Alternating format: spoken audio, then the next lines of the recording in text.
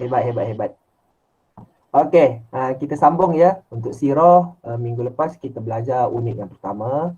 Okey, insya-Allah hari ini kita akan sambung unit yang kedua, pergaulan Nabi Muhammad SAW dengan sahabat. Okey, kita ada satu cerita yang sangat menarik dalam muka surat ni. So saya akan ceritalah. Kamu kena dengarlah cerita ni ya. Okey. Unit yang kedua, okey, sama-sama boleh tengok buku pergaulan Nabi Muhammad SAW dengan sahabat. Okey, semasa peperangan Badar. Okey, peperangan dulu dalam sejarah dia ada nama-nama dia. So peperangan ini semasa dalam satu peperangan nama dia peperangan Badar. Ada banyak peperangan lain lagi sebenarnya. Okey. So kisah ini berlaku semasa peperangan Badar. Kena ingatlah masa peperangan Badar. So ketika itu Nabi Muhammad SAW pada mulanya mengambil keputusan untuk berkhemah di kawasan yang mempunyai mata air. Okey. Nabi buat keputusan lah. Okey, untuk mendirikan tentera-tentera yang keluar berperang ketika itu untuk mendirikan kemah mereka, tempat perlindungan mereka masa peperangan itu di kawasan yang mempunyai mata air. Mata air ni ada sumber air lah. Okey. Mata air tersebut adalah tempat yang awal ditemui dalam perjalanan dari Madinah. Okey. So mata air tu masa dorang keluar, tentera Islam ini keluar dari Madinah, so dorang jumpa mata air tersebut lah. Jadinya seorang sahabat nama dia Al-Hubbab bin Al-Mundhir. Okey. Apa kaitan sahabat ni? Okey, ingat dia nama dia Al-Hubbab. Okey. Al-Hubbab ni pergi bertemu dengan Nabi Muhammad SAW. Lepas tu dia tanya pada Nabi, wahai Nabi Allah. Nabi Allah ni merujuk kepada Nabi Muhammad lah, Rasulullah ya.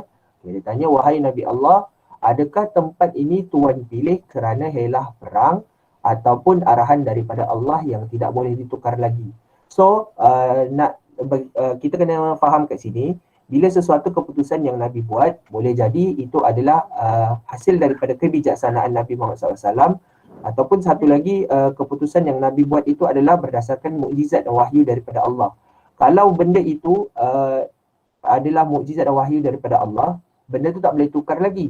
Tapi kalau benda itu hasil daripada kebijaksanaan Nabi, so boleh ditukar lagi. So itu ada dua kat situlah, kena faham ya. Okay, lepas tu Nabi pun jawab pertanyaan sahabat tersebut, Al-Hubbab tersebut. Okey, Nabi bagi tahu pada Al-Hubbab, sebenarnya ini hanyalah pendapatku. Okey, itu adalah hasil daripada kebijaksanaan Nabi sahaja. Okey, dan helah dalam peperangan sahaja. Okey, lepas tu itu adalah jawapan Nabi kepada sahabat Al-Hubbab tadi. Lepas tu Al-Hubbab ni memberikan pendapat kepada Nabi Muhammad SAW supaya kemah yang dorang nak dirikan itu didirikan di hadapan punca air tersebut. So maksud dia punca air tu yang ada kat situ, dirikan kemah betul-betul berhadapan dengan punca air tersebut itu. Kenapa Al-Hubbab bagi cadangan pendapat macam tu? Supaya tentera Islam mempunyai bekalan air yang cukup. Okey, supaya dalam peperangan nanti nak berhadapan dengan musuh, orang Islam ini ada bekalan air yang cukup. So senanglah bila ada bekalan air yang cukup ni, senang. Dan tentera musuh tidak dapat air tersebut. So bila diorang nak berperang nanti dalam kawasan tersebut, mata air tersebut, sumber air tersebut dikuasai oleh orang Islam.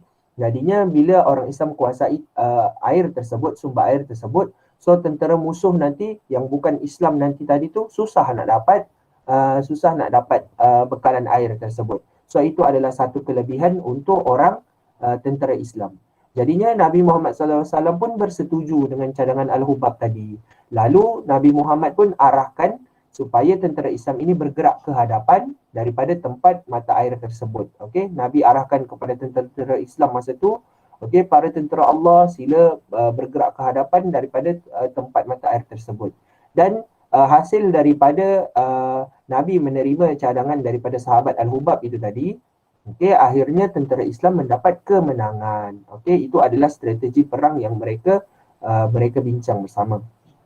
Okey, jadinya nak dikatakan dekat sini pengakhiran cerita ini, walaupun Al-Hubbab tadi, sahabat Nabi yang bernama Al-Hubbab tadi itu adalah tentera yang biasa-biasa sahaja, okey, biasa-biasa sahaja, tetapi Nabi tetap mendengar, okey, Nabi tetap mendengar perancangan yang baik membolehkan tentera Islam dapat mengalahkan musuh. So Nabi Muhammad SAW sangat menghargai apa juga pendapat daripada sahabat-sahabat baginda. Okey, So ceritanya macam itulah. Walaupun Nabi tu hebat, okey, Nabi itu adalah pemimpin kepada semua orang Islam, tapi Nabi tetap berlapang dada. Kalau siapa-siapa ada nak kata beri pendapat, nak beri buah fikiran, Nabi akan dengar. Dan kalau benda itu sangat baik untuk kegunaan dan beri manfaat kepada tentera Islam, Nabi akan buat. Walaupun pendapat itu dan buah fikiran itu datangnya daripada orang yang biasa-biasa sahaja. Okey, boleh faham tak cerita tu? Boleh. Boleh. Boleh. Boleh.